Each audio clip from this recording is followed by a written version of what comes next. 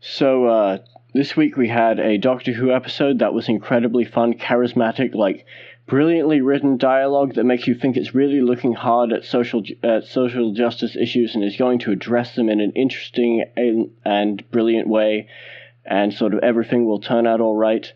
And then goes around and everybody and the rich corporate people just get off the hook, which had me looking at the byline to check that it wasn't ghostwritten by Barack Obama.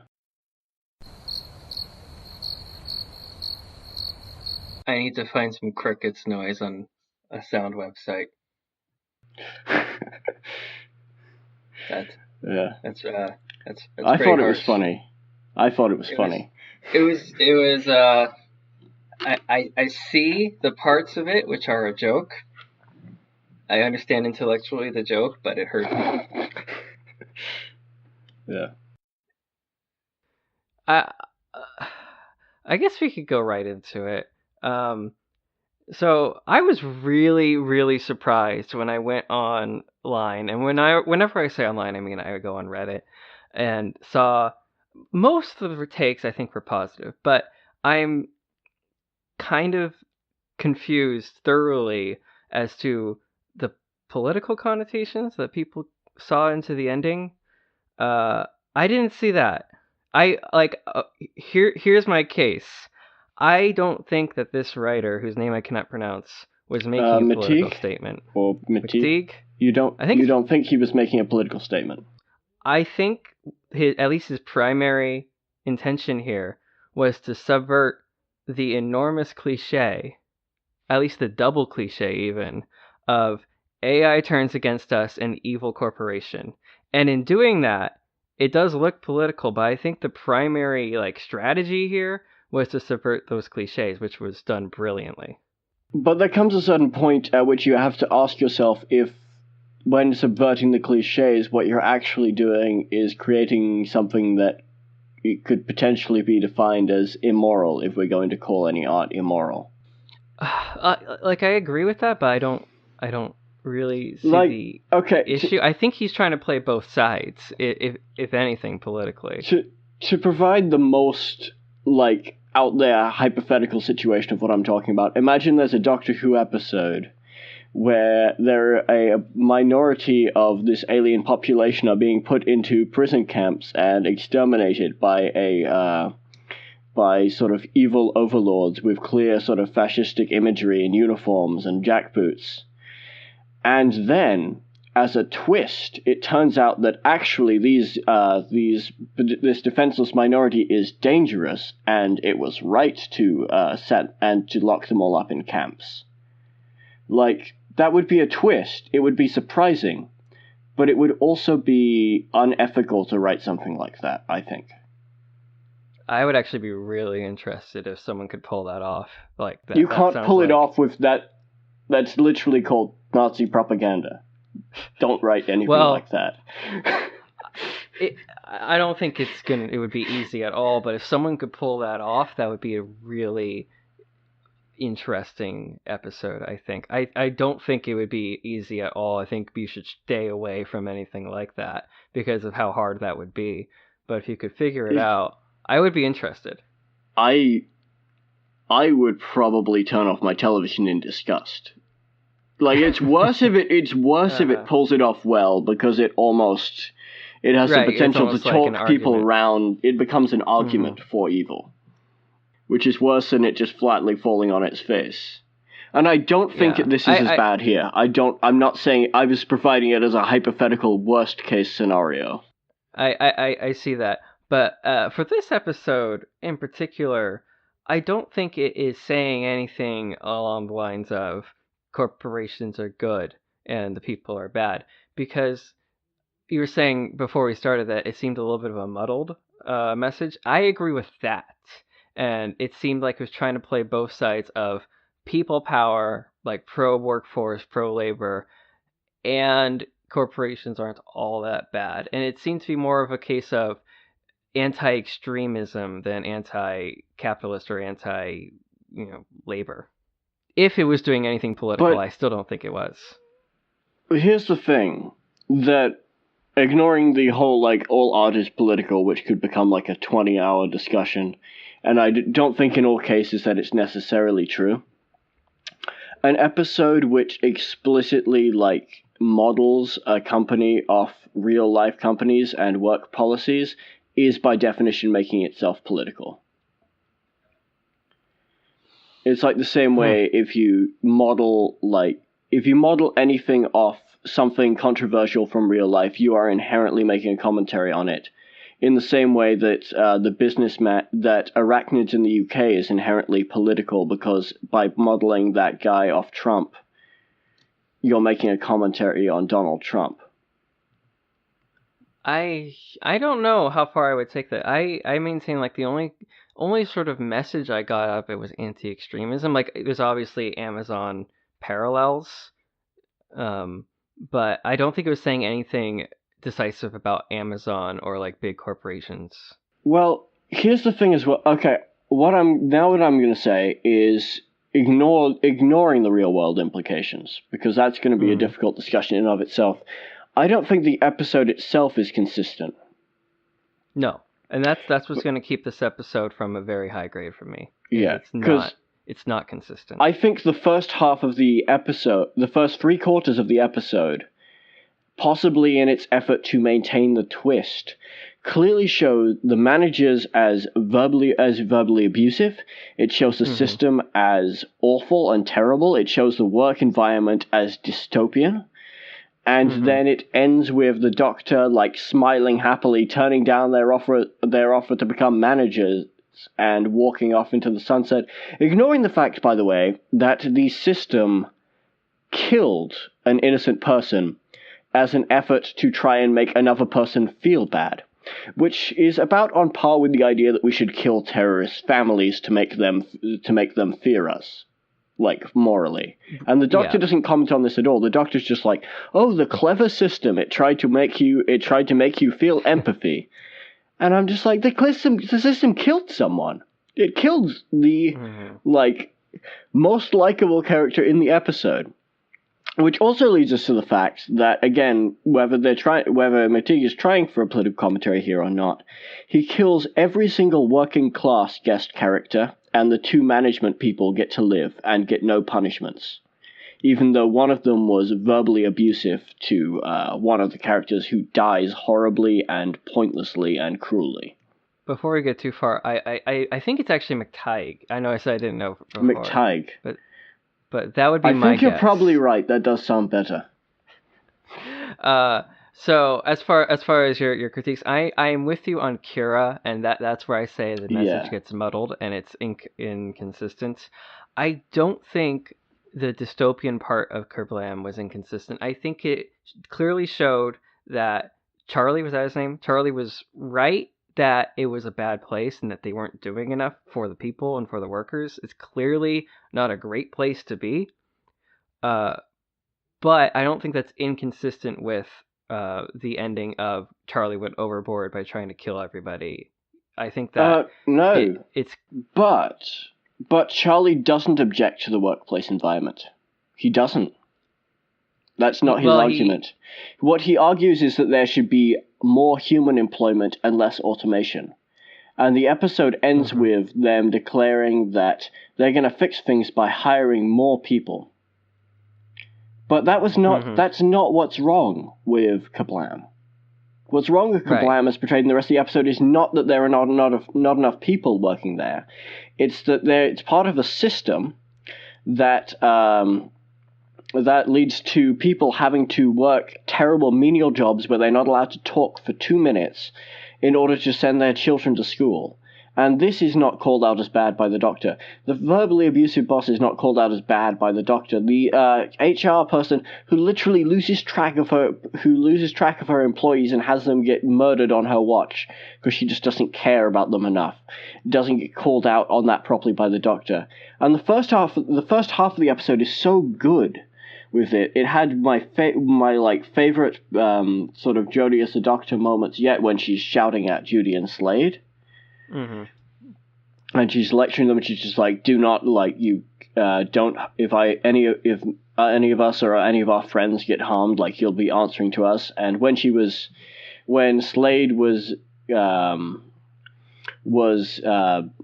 being abusive to Kira, and she responds with like, you can't talk to her like that, and then he's like, would you like a disc commendation for whatever it was, and she's just like, great, I'll add it to my collection. I thought that was brilliant and doctory, and then the episode ends on just this cringy, like, flat note where Kerblam closes for 1 month and gives the workers 2 weeks paid leave. Like, the doctor's just like, that's great. It closed for 1 month, so they're not getting a month's wages, they're getting 2 weeks paid wages. So they're getting half the amount of money they should be getting that month. Well, and nobody comments on this. I was thinking two things. One of them I think might be wrong, though. I was thinking that part of the majority human idea was that the management would start to be human now instead of all AI, and that would fix kind of the verbally abusive AI people. Well, the main verbally abusive person was a human being who was standing right there. Yeah, well, yeah, that's true too. Well, the second thing, the bigger thing was, I think that he was going for an ending where it's not really totally fixed. It's like a little bit of progress maybe, but they're still getting away with a lot. Except he misses the mark on that should have been called out. I agree there. Like they kind of they threw some bones towards this movement for more people working, and I think that was. But the movement but more people working doesn't solve any of the problems suggested in the episode. It's like roughly the equivalent of ending an episode about a Dalek invasion with the Doctor being like, well, I fixed the plumbing, time to leave. Well, no, I think he's kind of going for that, in that they, it's lip service. They do something to please the rebellion. It's too harsh of a word, but to please the resistance that they're getting, but they're not solving the root of the problem. I think that's intentional. That would be a brilliant ending if the Doctor didn't like smile at them, congratulate them on doing such a great job, and then leave. Right. If the ending had been like these slimy corporate types like worming out of fixing any real problems, and then the Doctor just like goes off on them for a solid minute and then walks away, then that would have been a good ending. Mm-hmm. Fun fact, I think that's the ending we would have gotten in the Moffat era, looking at episodes like Oxygen, the Thin Ice. Right. Moffat's not that big on capitalism. I think no. I think that should have been the ending. I say this as someone who thinks that Keynes did nothing wrong. Like I think that is the ending that makes sense, and he missed the mark there. And I don't really like how Kira's death works, because again, that does feel like something that the Doctor should be calling out. Even though I think it works as a plot point, but it should have been addressed differently by the heroes, I guess. But I don't think it's as structurally flawed as you say. Well, my thing is that I think if he wanted to do an episode which wasn't going to address these issues, he shouldn't have done the first 3/4 of his episode digging very deep into these issues before suddenly going like, oh no, there's a plot twist, aren't I clever? And the plot twist is clever, but then that just makes me go for 5 seconds like, didn't see that one coming, and then it leaves me feeling kind of infuriated at the rest of the ending. Well, what I kept thinking to myself through watching that first 3/4 of it was, man, I like this a lot, but AI turning against people, evil corporation, we've seen that 100 times. So how is this going to be different?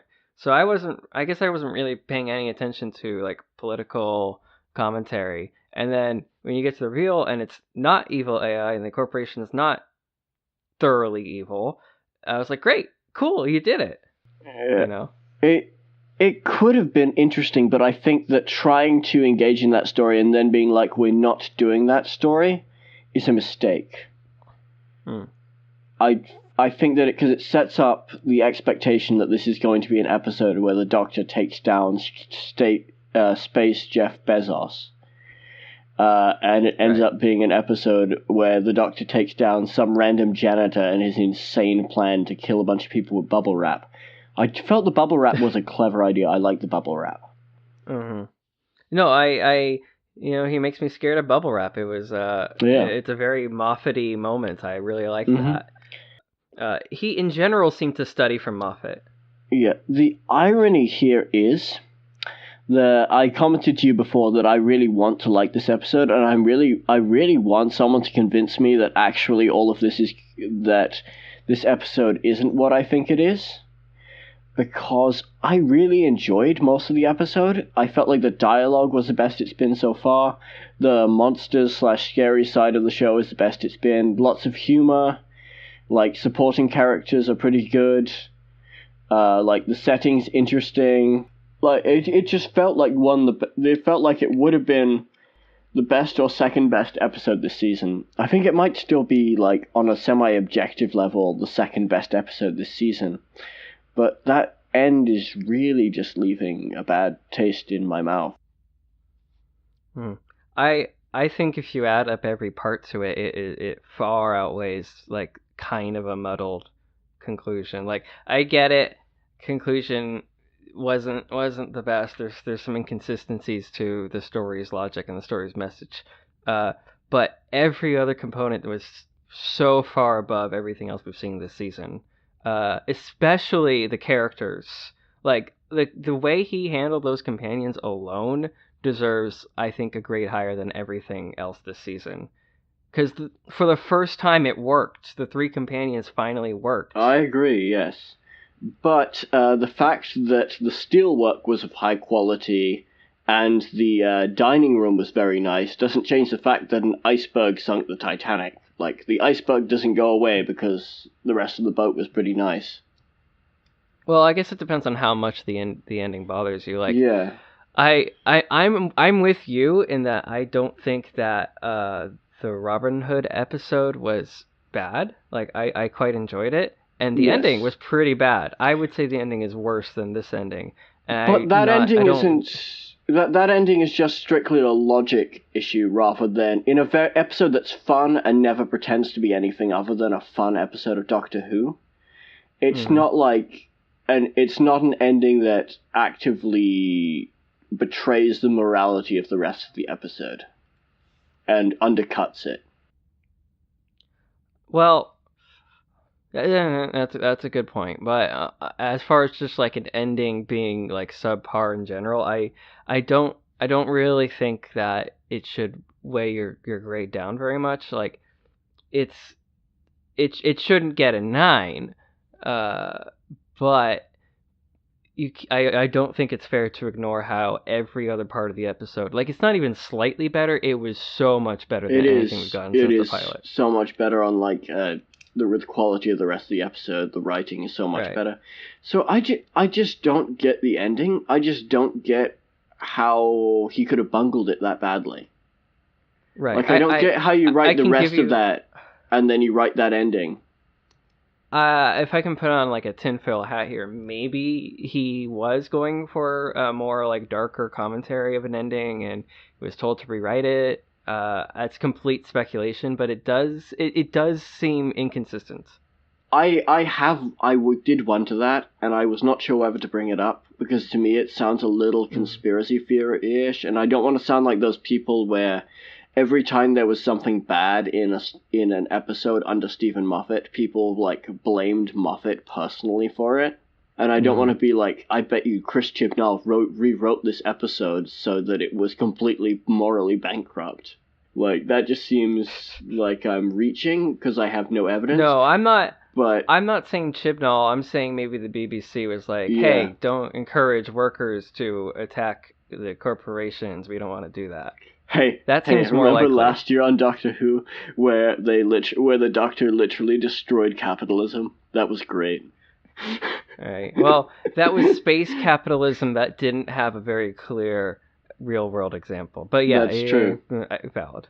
Yeah, but I think my things that I would have had, like, honestly, I know other people who were, like, more political and more inclined to read, like, political issues into things than me, would have had an issue with the episode if it had been space, just sort of like a space Amazon like warehouse type thing, but it was never portrayed as like evil in any way. And then the rest of the episode ending had played off the same way. But I wouldn't have been annoyed by that. I would have been like, all right, this episode was written by someone with like, this episode was not written to be a political piece. It's the same way I don't complain about every Victorian set Doctor Who story not being like a commentary on Victorian colonialism, because that's not what most of them are going for. They're just going for being fun episodes using a cool Victorian aesthetic. But this episode actually engaged with the question of the morality of this workplace, and then proceeded to be like, oh, no, we're not going to deal with that. The workplace is great. It contained my single least favorite Doctor Who line of all time now, which was previously... I'm going to take a guess. Is it the line something about, like, the people aren't wrong, it's the system? Or wait, the system's right, people are wrong, or something like that? Yeah, it's like the system, there's nothing wrong with the systems. Like, it's the people who abuse and corrupt the systems that are the problem. Which is the most un-Doctor Who thing I've ever heard. Like, literally, like, the core foundation of the Doctor's character to me is someone who rebelled against the system and society of Gallifrey, and then proceeds to rebel and react against every single society that they find themselves in. So a line from the Doctor about how there's nothing wrong with this system and it's only people just rankles me. It just feels incredibly out of character. It feels Keynesian, and again, I don't think Keynes did anything wrong. So I can see that it's kind of out of character for the Doctor to make something like that. It didn't bother me that much, but I could see people taking more of an issue with it, especially because it seemed more of an absolute than it should have been. It should have been more contained to Kerblam. But yeah. I think it was just part of me. I got into an argument a bit with someone online who was trying to insist that it was only about the computer system at Kerblam, but I don't think the second part of the line makes any sense if it's only about the computer system. Mm-hmm. Yeah, I think it was more of a general statement than Kerblam. I was going to rewatch it. I really wanted to rewatch this episode, and I actually ran out of time, even though we're recording later than normal. But that was one of the things I wanted to check, was that line. But yeah, it didn't really bother me. It has my new favorite Doctor Who joke. Is that the blood pressure line? Yes. I haven't laughed that hard at this show in a while. It was funny. Yeah, there were lots of good lines and good scenes. It's like, in general, everything from the first, like, 3/4 of the episode is flawless, almost. And then the end is just, like, it just completely falls apart. Worse than Arachnids for me. Because Arachnids doesn't... Arachnids doesn't end with the Doctor, contributing to not Trump's presidential campaign fund and telling him he'll be a great leader. That's harsh. That's pretty harsh. I would say that this just kind of falls into the category of, like, episodes that don't quite stick to landing, because I'm still looking at it through the main thing the writer's trying to do here is subvert those cliches about AIs and evil corporations that is so common, not just in sci-fi, but Doctor Who specifically, and I think it was brilliantly done. But the reason that that's such a common thing in Doctor Who specifically is that corporations and that sort of system are inherently something that the Doctor opposes and are very opposed to their character. And so having the Doctor suddenly endorse it feels out of character and a betrayal of what the show stands for. Right. I think he was right to show it as a kind of a messed up dystopian place. I don't think that's inconsistent with the message at all. Like, I think that where he he went wrong was he needed just a moment at the end where the doctor's like, really? That's all you're gonna give them? Or you're not addressing the bigger picture a version of the that episode sort of where the doctor gets properly angry at Kerblam at the end would have been enough for me. There was a funny thing where so a lot of people were saying, and I felt it for the first three quarters, was that it felt a lot like a Seventh Doctor story. But I saw a lot of that. I have not seen a Seventh Doctor story. You're the expert on those. But I also felt like if it was a Seventh Doctor story, it would have ended with the Seventh Doctor and Ace walking away from the factory before the factory explodes behind them. And they'd look back, make some joke about Kerblam, and cut to Seventh Doctor end credits. And also, Ace and Kira probably would have had subtext. It would have been great. So I think it's time we can move away from like the political connotations and kind of get down to the meat of it, unless you had like some other... Yes. No, I agree. I mean, honestly, the fact is that I really like this episode other than those connotations. I just felt like it's just kind of like, it's really the only thing that's bothering me, but it's such a big thing that I feel like it couldn't go unaddressed. Right. I think it deserves like the meat of the show here, because it's the big thing people keep grappling with, because honestly, I don't think there's much of an argument for the other technical aspects. I am so impressed with how he handled the companions. I mentioned it earlier. They all worked. Yeah. They all worked in like their own way. He seems like he's the only one who like got the notes from Chibnall about what the characters are like.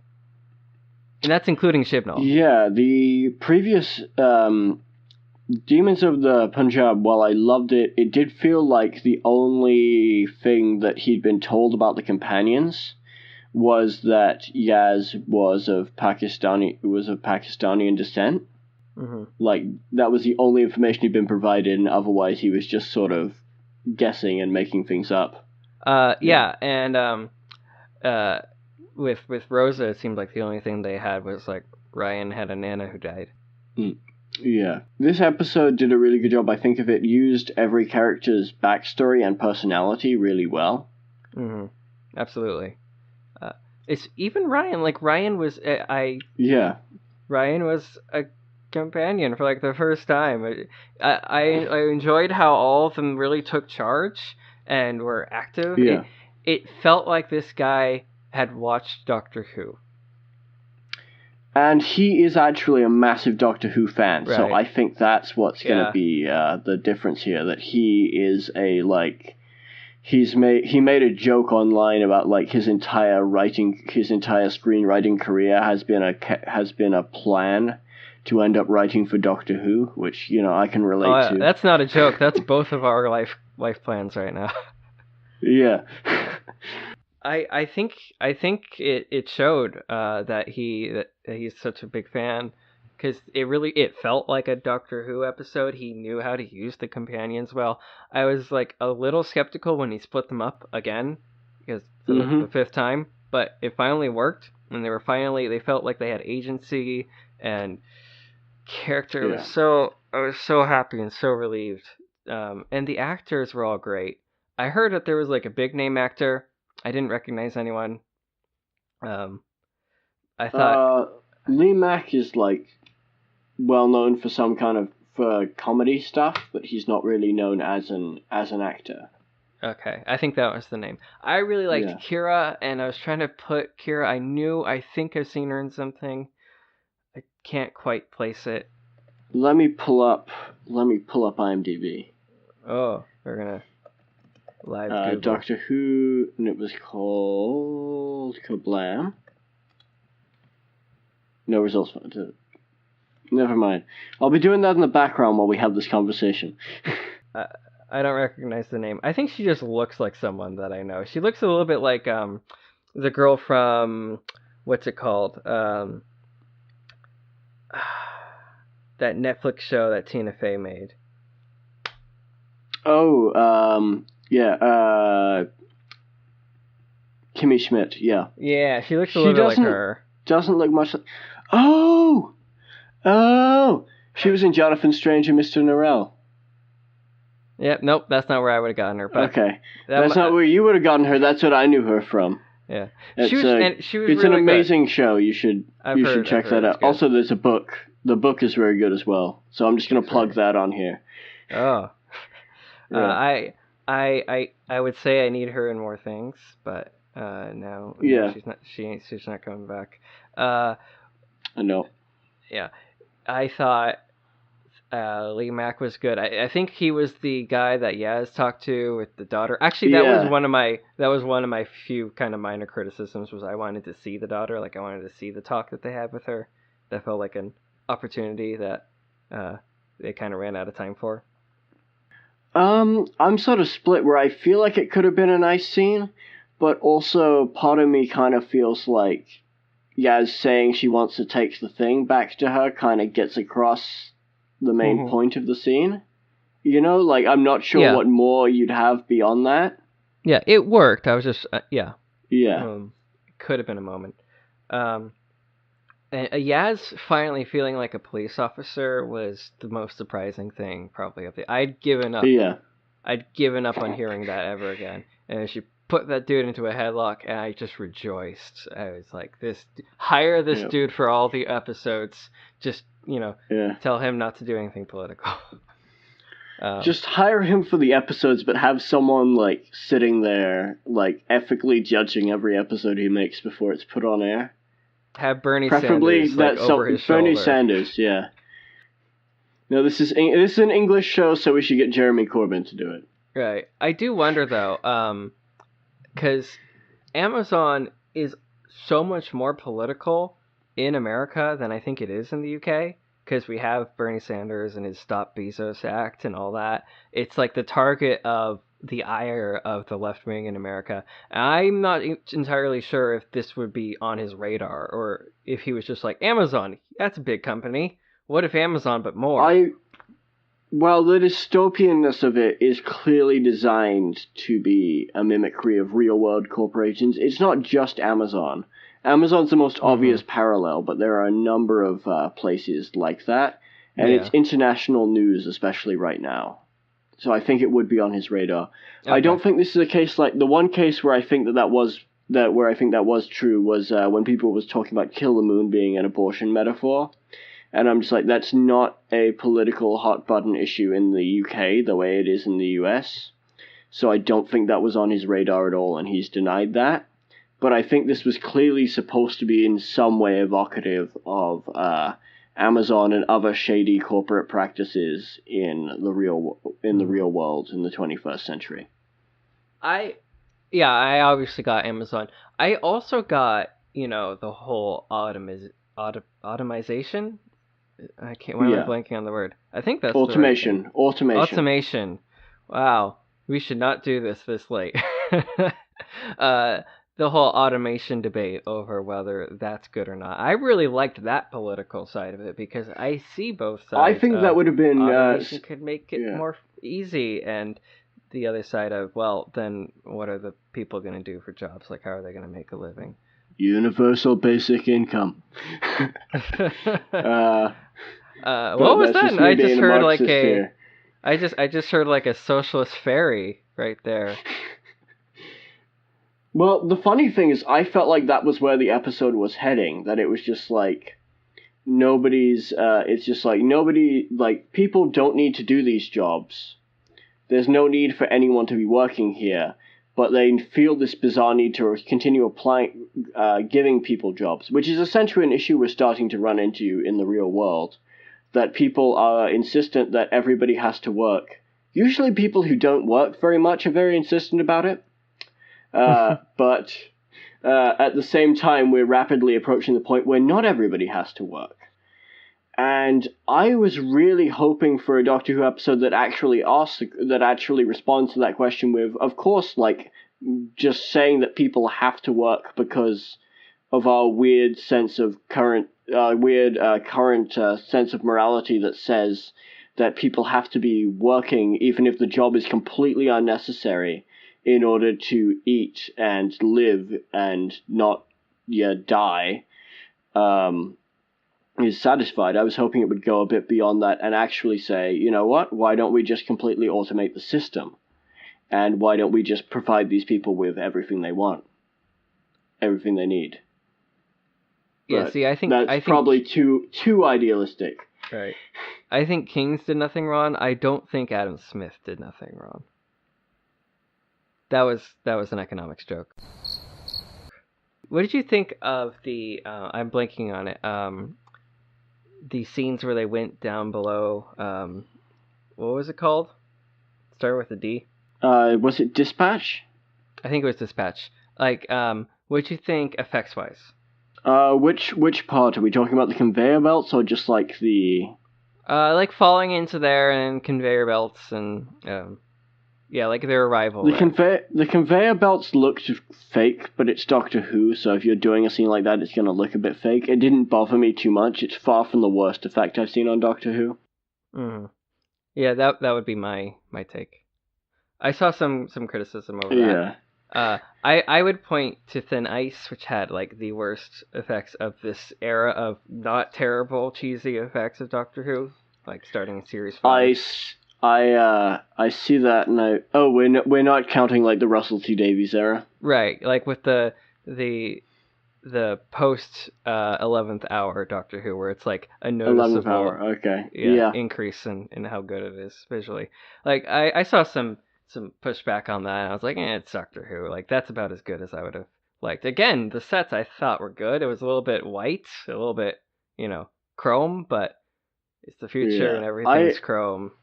I feel like it did a pretty good job of doing it, what it was supposed to do.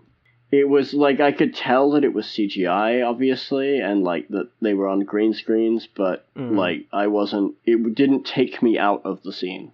No. And I thought the robots looked really cool. The robots looked great, yeah. Yeah. But Doctor Who's practical effects are almost always really good.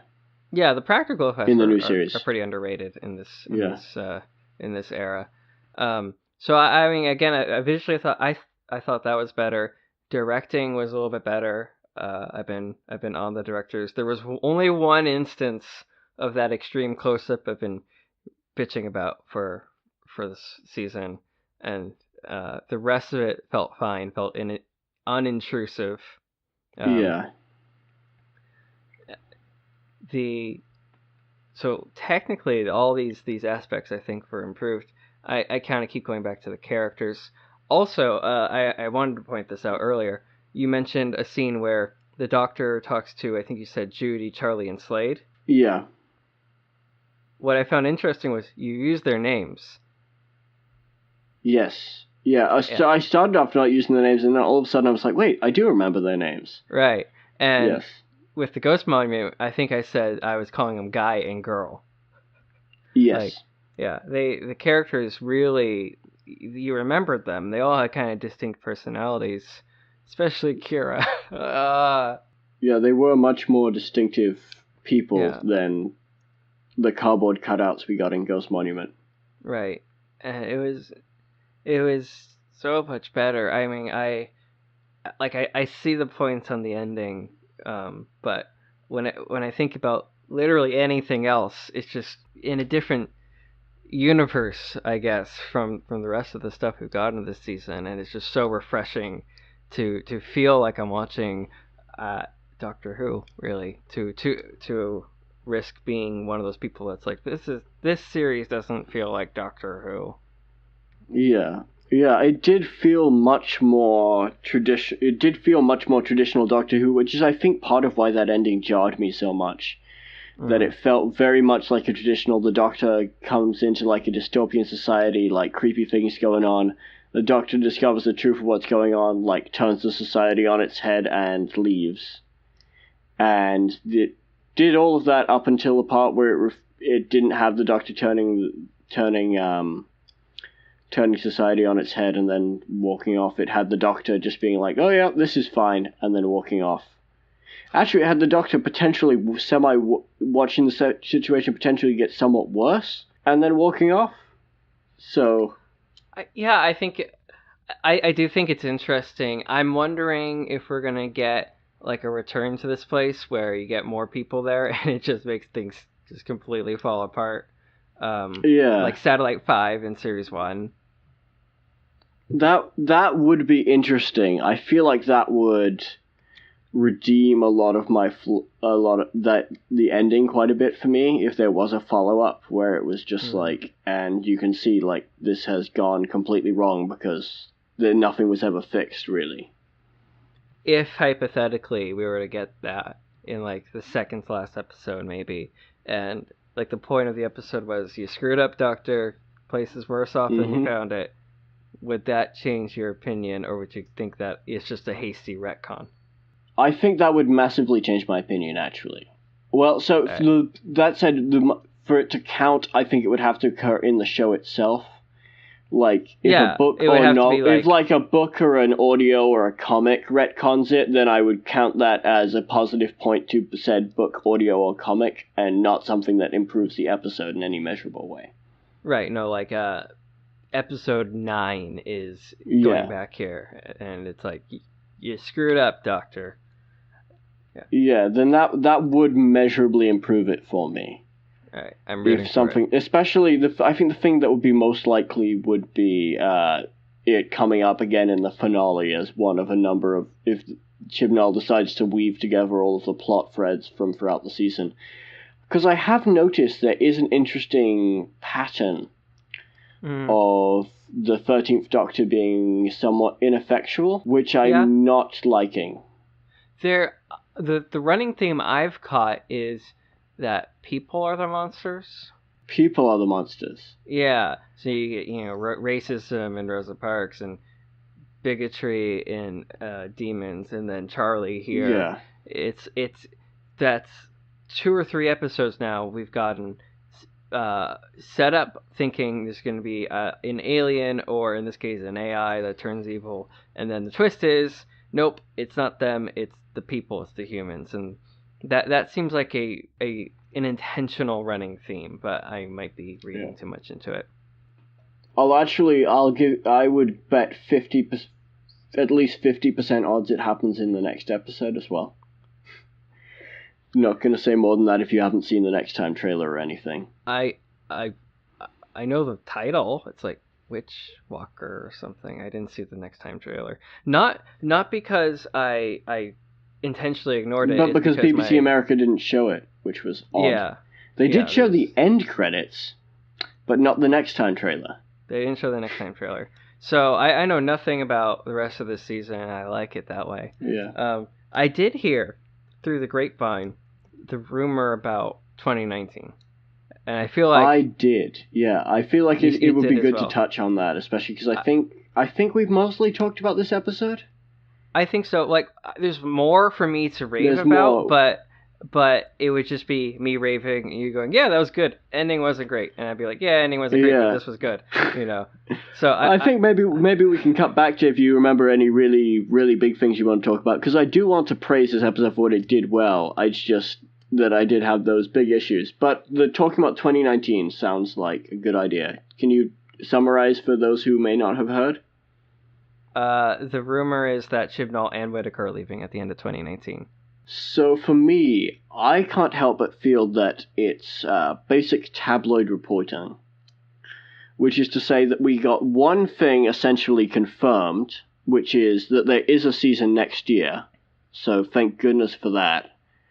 Because there were rumors going around that there wasn't going to be. Mm-hmm. But then they attached on top of that, they were like, well, Chibnall thinks that a series a year is too fast of a rate, which is absurd. I made a joke when I think my dad was talking about it, and I responded with that means Chibnall is lazy and can't do a normal person's level of work. And that would kind of be my thoughts on it if it's true. That like 10 episodes a year, or 11 counting the New Year's special, is not an absurd amount of episodes to write. I mean, he's not even writing all of them. It's not an absurd amount of episodes to produce. Right. But I think that I don't know if that bit's true or not. But then the Jodie Whittaker leaving it's clearly speculation by the paper. because within the article you can see them laying out their reasoning, which is that they said it's not Jodie Whittaker's dream job the way it was for Peter Capaldi, and that she hasn't gotten into watching the old show like Matt Smith. So therefore, she's going to want to leave when her showrunner leaves, which seems like they're clearly trying to make an argument for it within the article rather than they've heard it from any sources. Which means regardless of whether the Chibnall leaving is true or not, which is like, honestly, I don't know. Sometimes tabloids are right, sometimes they're wrong. I think the Jodie Whittaker thing is pure speculation, and if it ends up shaking out to be true, it just means that their speculation was good and that they had a solid reasoning behind it. It doesn't mean anything in regards to whether, like, a report doesn't, there's no accuracy involved, it's a guess. I can see the reasoning. It makes logical sense, but obviously it's just speculation. It's just speculation. Right. I have to say, if Chibnall does leave after 2019 and it was announced, in 2018 that he's leaving, what a failure that is. I mean, maybe Series 12, like, his second season, even if that is an improvement and over this one, that would be such a failure of a legacy, I think, to leave your mark on the show being a below average and even like a slightly above average one and then quitting. I think that's pretty sad. Well, I think it would be really interesting for what it would mean for the future of Doctor Who and how it's viewed by the BBC in terms of the showrunners and producers and their roles. Because I think that it would change it drastically from the Stephen Moffat era and Russell T Davies era were, like, clearly defined by them. They lasted for a long time, and the show basically reinvented itself afterwards. So it was Russell T Davies' Doctor Who, and then Stephen Moffat's Doctor Who. I think if Chris Chibnall's Doctor Who only lasts 2 series, and we start getting faster turnover, there's going to be more of a chance that we have the show being less clearly defined by the showrunners, and that we might end up getting more sort of the BBC sort of picking showrunners in the same way that you don't necessarily, that American TV shows will switch their producers and you'll barely notice. Yeah, that sounds like a dystopian future. I don't want that.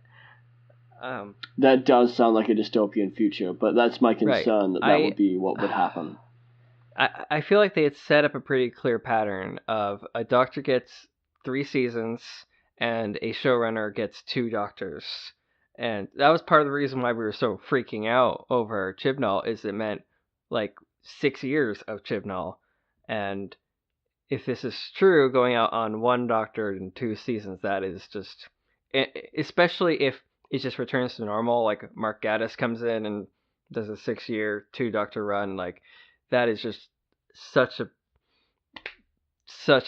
poor legacy, and we were right all along. I do have to say the big thing that I'd like to see happen at some point, especially if Chibnall's leaving, is I want to see a Doctor carry on over multiple showrunners, which hasn't happened since Tom Baker. So it's not even just a case of it hasn't happened since the classic series. It hasn't happened since Tom Baker. Yeah, that would be... I really want to see Whittaker with a good showrunner. But, I mean, even aside from just the quality thing, I just like the idea of being able to see... So Tom Baker, for example, has more or less at least 3 distinct eras to when he played the Doctor, because he did it for 7 years. So he's got this earlier thing where he's slightly more subdued and more alien, and the stories are darker. And then he's got sort of like this goofy bit in the middle where he's like, at one point the script editor was Douglas Adams of Hitchhiker's Guide to the Galaxy. Tom Baker is clearly just having an insane, like clearly just ad-libbing all of the time and just sort of playing up being as absurd as he can. And then you've got the last season where he's again sort of subdued and depressed and like a darker take on the character.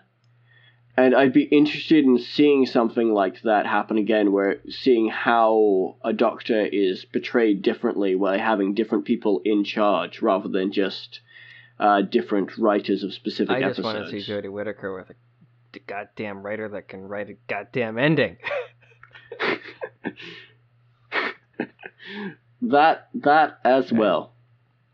Yeah, but it would be interesting to see, for example, like how who would. Well, the real question is who would even replace him. Now.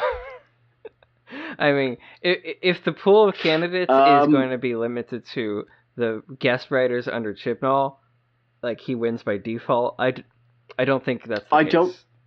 I don't think it would be, because it's interesting. So Stephen Moffat was more or less a case of he was continuously contributing to Doctor Who on like at least one episode a year until he became showrunner, which is sort of like, that's kind of the ideal of what you'd want. But that doesn't seem to be the case now, because Chris Chibnall hadn't contributed an episode to the show since 2012. He skipped he skipped Matt Smith's last year, and he skipped the entire Capaldi era of doing nothing for Doctor Who, and then he came back because he had his critically acclaimed show Broadchurch. He wrote Power of Three. And he'd written a number of episodes before. Yeah, that's 2012. Was that really 2012? Isn't it? No, that was not 2012, because that was college. I think that was 2014. Don't tell me that Power of Three. No, but Day of the Doctor was 2013. We know that for a fact because it's the 50th anniversary. And Series 7 was split over 2 years. The second half had Clara, and that was the same year as the 50th. God. So that was 2013. The previous half was the previous year, 2012. Old. Oh my god. Yeah. Like, it really didn't feel like it was that... It didn't feel like it was that long ago. It's just, like, it was. It's like the same thing as when I realized... so Big Finish has just announced they're actually doing a Paternoster Gang audio series. And I realized that they hadn't shown up on Doctor Who for 4 years. And it feels much more recent than that. It's the same thing, I think, with Chibnall's episodes before that. It felt like he'd written something recently, and then I looked back and I was like, no, he hasn't written since late Matt Smith. I don't know if I can go on with this show. This is a crippling existential crisis I'm having. How is that 6 years ago? Oh my god. Oh, well, point taken. Yeah. God damn. So I feel like it could very easily have been someone who contributed just to the Moffat era, or even someone who just contributed to the Davies era, or someone who hasn't even contributed to the show at all yet, but has like the necessary experience and the necessary and the BBC would take them seriously, and the Doctor Who fan credentials. I can't think of that many people who would qualify for that. The dream pick that's not happening would be Neil Gaiman. Not happening. Yeah, but Neil Gaiman's definitely not happening. Also, right. I want him to actually write a book again. Right. And he's been so busy doing... That would be nice. He's been so busy doing American Gods and Good Omens that he hasn't he hasn't had a book out in ages, and I just want to see him write a book again. Douglas Adams' Ghost would be a nice pick. Yeah. I wouldn't be opposed his era was a bit of a mixed bag, but yeah. Yeah. I wouldn't be opposed to Jamie Matheson. Matheson, I think, would be a good choice. There's only one of his episodes that I didn't think was good.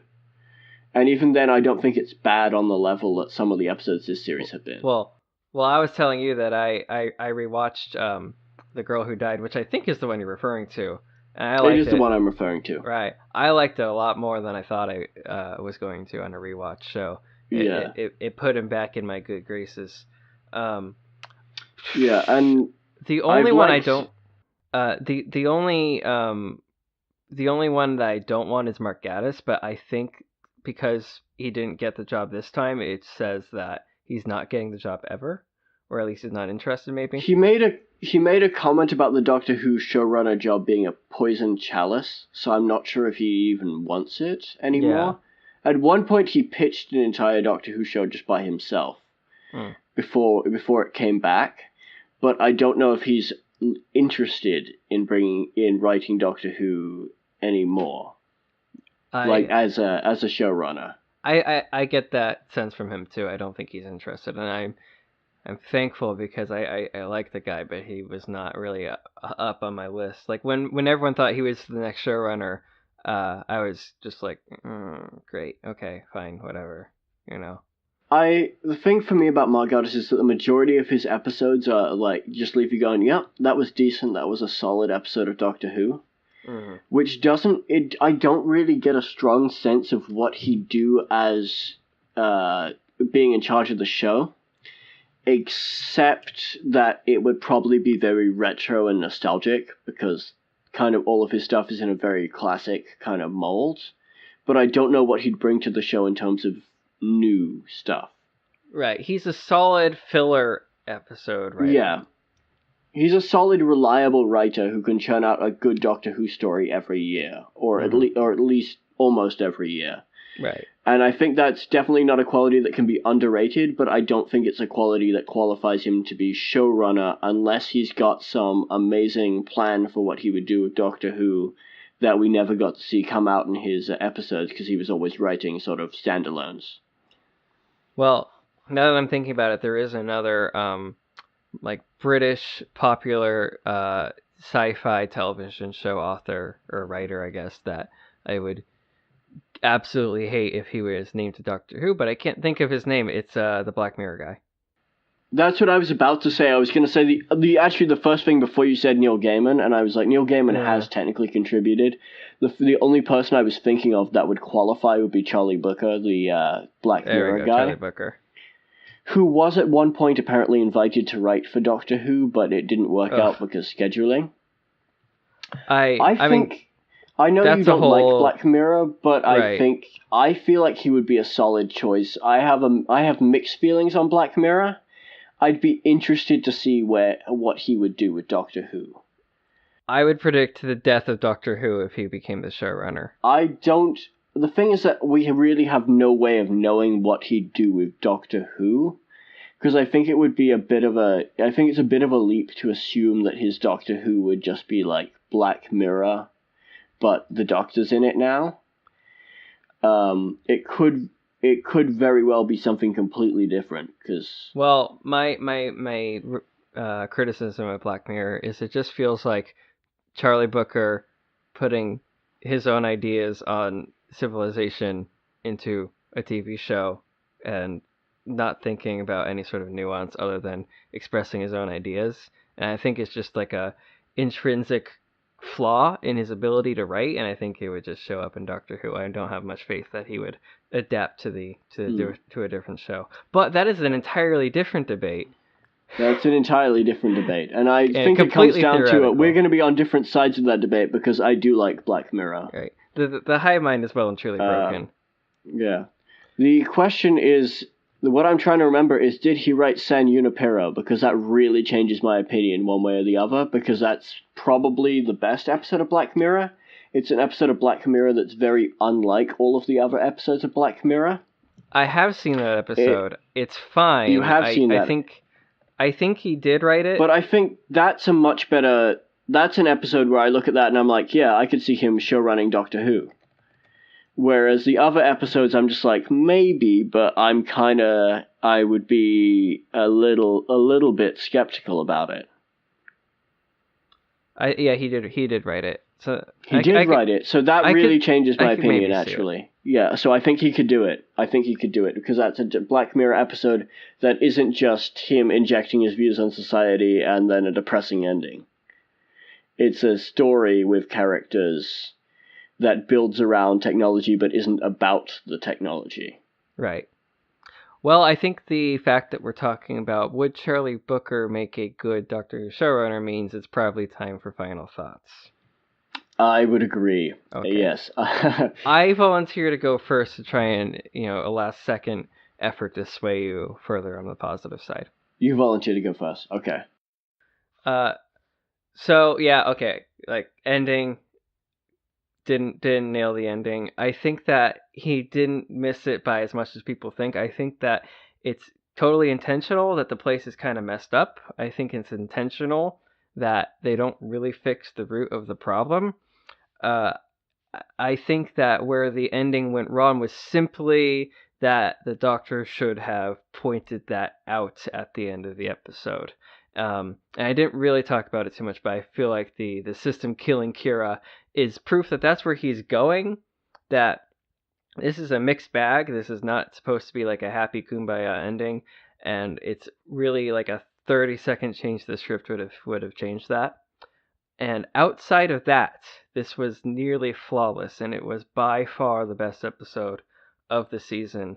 And it was proof that 3 companions can work.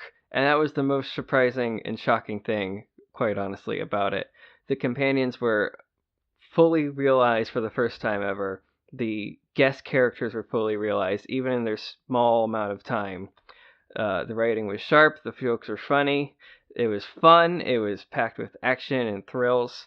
Like, I get it that ending is going to hamper it a bit, but if you look at every aspect of it, including what I think it's most important that the characters were good, and that's like my number one thing here.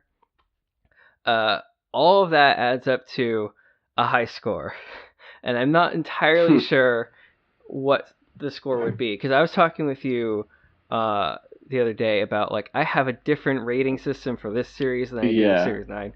Yeah. If this was in Series 9, I might give it, like, 7.5 or so, but because I think he has a more difficult challenge writing these kind of dull characters, I'm going to give him some benefit of the doubt here. I'm going to land on an 8, which is what I gave for the pilot. And I've been wrestling with, do I think it's better than the pilot? I want to go 8.5, but I do see the point that the ending wasn't nailed, and so I'll keep it at an 8 out of 10.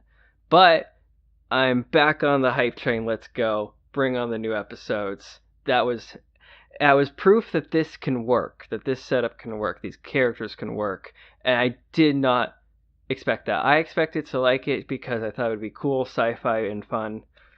I didn't expect it to be proof that Chibnall might not have been crazy with how he designed these characters. So I'm going to echo a lot of your thoughts in that I agree that it was the first episode that really showed how this companion team and Doctor can work.